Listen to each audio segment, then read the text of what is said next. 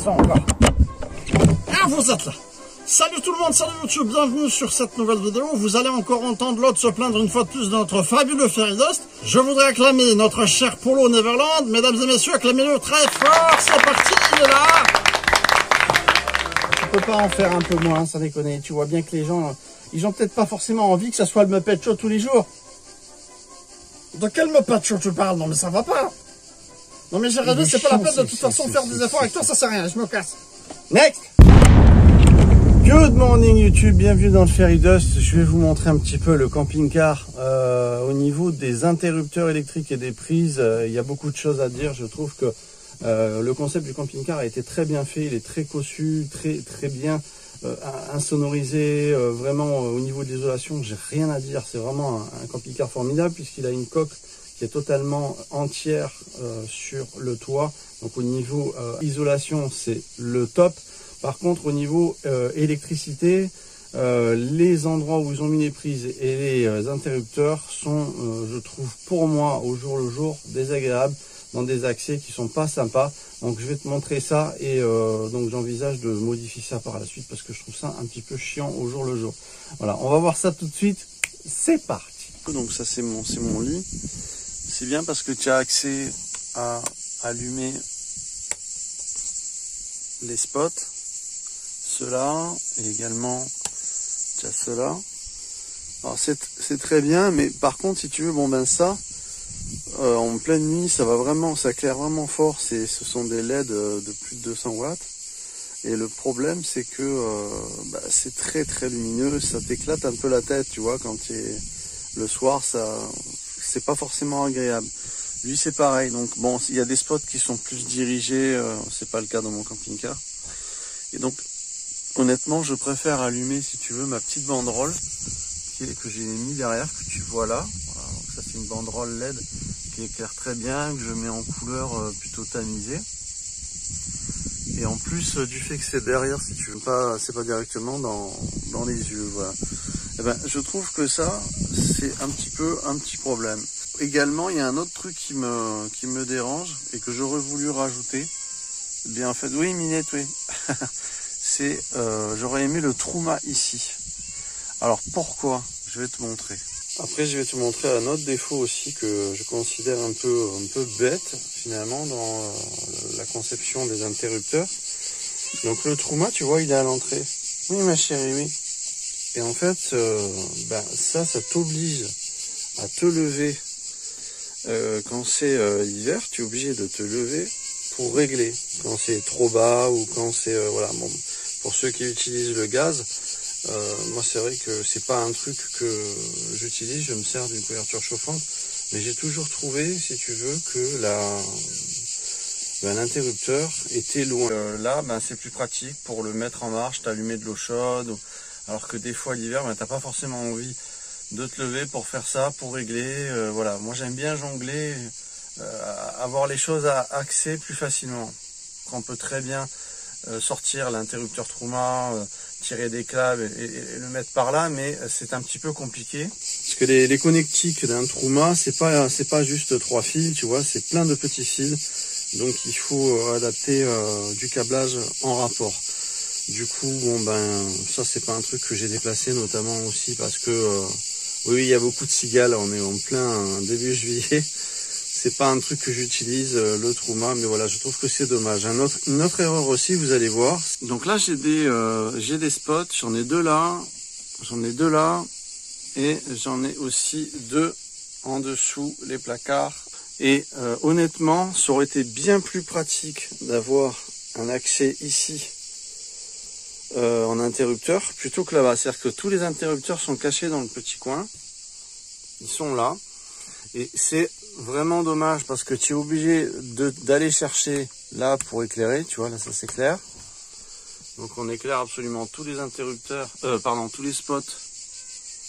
Et là en fait, c'est vraiment chiant. Mais bon, la prise, à la limite, allume-cigare, c'était pas très grave. Tu mets une multiprise, crac, après c'est branché. Ça c'est ma prise qui rejoint ma glacière, qui fonctionne en 24 heures sur 24, 7 jours sur 7. Et mes prises pour recharger les téléphones et autres. Et ben ça, franchement, à la limite, tu vois, j'envisage de les prendre et de les déplacer. Ça, c'est pas dur à faire, et de les déplacer plutôt de ce côté-là ou même derrière, tu vois, ici, pour pouvoir avoir accès beaucoup plus facilement. De quelle peinture tu parles? Non, mais ça va pas. À l'éclairage, parce que là-bas, ben c'est un peu au piqué. Et, tu vois, vraiment, il faut que j'allonge le bras, que je me penche pour avoir accès. C'est un petit peu con d'avoir mis ça dans le coin, je trouve. L'interrupteur qui est le mieux placé, c'est celui-là. Et il éclaire en fait la cuisinière par en dessous.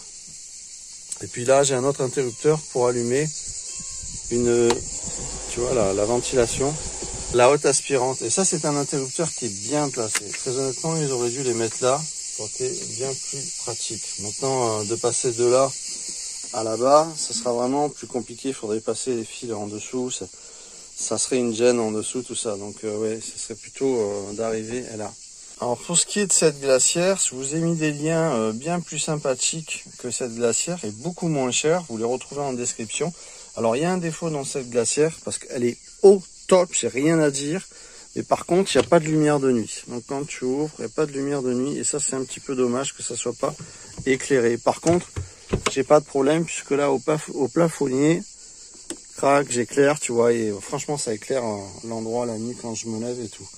Mais je vous ai mis des liens avec des glacières qui sont mieux. Alors au niveau prise électrique, là il n'y a pas du tout de 12 volts en allume-cigare.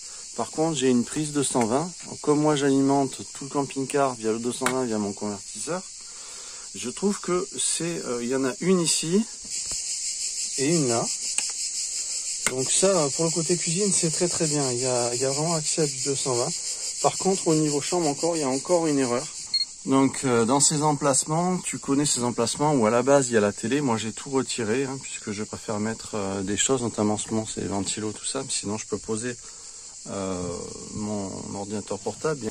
C'est les prises qui sont, encore une fois, faut aller les chercher, faut te pencher, faut balancer les mains. Voilà, tu vois, la prise électrique est vraiment loin. C'est vraiment chiant d'aller chercher tout ça là-bas. Tu vois, c'est pas pratique, c'est pas accessible. Donc c'est pour ça que j'ai mis ici des prises en 220 qui sont beaucoup plus accessibles et du coup j'en ai beaucoup plus. Et voilà, ça je trouve que c'est un petit peu con d'avoir foutu ça au piqué dans le coin. Alors en plus là, bon ben c'est pas un camping-car de dernier modèle, donc il n'y a pas du tout d'USB en façade, ce qui fait que bon ben j'utilise une petite rallonge qui est très bien, je vous mettrai ça aussi en description.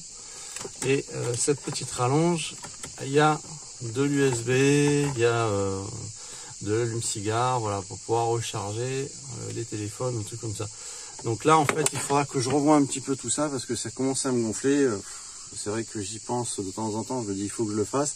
Je le fais jamais, mais c'est vrai que ça, ben, c'est un petit peu condamnant, il faudra que je fasse autre chose. Là, ça serait bien une petite étagère pour poser le téléphone portable, tu vois, pouvoir recharger. Et donc un bloc là, d'alimentation en USB, essentiellement. Comme je vous mets en communauté, allez voir, vous allez voir, il y a des trucs qui sont vraiment pas mal maintenant, on peut actionner, désélectionner en on-off, de manière à que ça tire pas, c'est rétro-éclairé, tout ça. Voilà, donc là, je pense que franchement, ce serait bien, le trou-moi serait bien la totalité des choses à cet endroit pour recharger les téléphones. Bon, je peux quand même recharger mon téléphone, tous mes appareils par cet endroit, que ce soit aussi mon ordinateur portable en allume-cigare, avec le chargeur que je vous invite à aller voir aussi dans la description. Vous allez sur mon site, autonomie, tout ça, vous allez dans la description, c'est marqué, et vous avez un chargeur qui coûte 6 €, qui passe du 12 au 19 volts ou 20 volts selon votre ordinateur portable, et donc qui n'est pas obligé de passer par convertisseur, ça c'est vraiment super. Donc c'est pour ça que je laisse un slot d'allume-cigare disponible. Alors côté salle de bain, j'aime beaucoup le système de mes halogènes, de mes petits spots, parce que j'en ai un également là, tu vois, dans la salle de bain, dans la partie douche, c'est très très bien. Par contre, il y a une erreur, il y a quelque chose qui va pas, c'est que je n'ai vraiment pas accès ou à du 220 ou à du 12 ou de l'allume-cigare dans ce modèle. Ils ont pas pensé à ça et c'est un petit peu con. Donc ici, ça aurait été bien d'avoir accès à une prise, quelque chose. Donc là aussi, il faudrait que j'envisage de faire quelque chose par la suite dans la salle de bain, bien que c'est pas forcément hyper utile, mais pour brancher ton rasoir, ou quoi, tu vois, bon ben là voilà. Du coup, je suis obligé de brancher ça plutôt dans l'habitacle de la cellule et pas dans la salle de bain. Voilà, donc ce que je dirais qui me dérange le plus au jour le jour, c'est plutôt cet interrupteur qu'il faut absolument que je décale ici, hein, ou de l'autre côté, juste derrière. Mais voilà, ça c'est vraiment le plus chiant pour moi. J'espère que cette vidéo vous aura plu. Voilà, donc c'est un petit peu ce que je reproche à ce camping-car. C'est pas grand-chose, mais c'est des petits trucs qui, au jour le jour, seront plus faciles quand j'aurai fait ces petites modifications, surtout l'interrupteur principal pour les spots ici au niveau de la partie de la cellule centrale. Voilà, ça sera vraiment un plus pour moi. Voilà, donc je voulais te montrer ça et parler un petit peu concept électrique, des prises. Voilà, je trouve que les concepteurs de camping-car devraient penser à ces petits trucs plus souvent. Ça facilite la vie. C'est un petit peu dommage de ne pas penser au côté facile, pratique. On n'a pas forcément envie de se tordre en deux pour aller chercher un allume-cigare, pour aller chercher une prise électrique ou pour aller chercher autre chose. Donc voilà, c'était un petit peu mon reproche au niveau concept de véhicule. Voilà, moi c'est un petit peu comment je vois les choses. J'espère que cette vidéo vous aura plu. N'oubliez pas de mettre un petit pouce, vous abonner si vous êtes tombé par hasard. Et puis on se retrouve dans les vidéos sous le charme des cigales du sud de la France. Ciao tout le monde.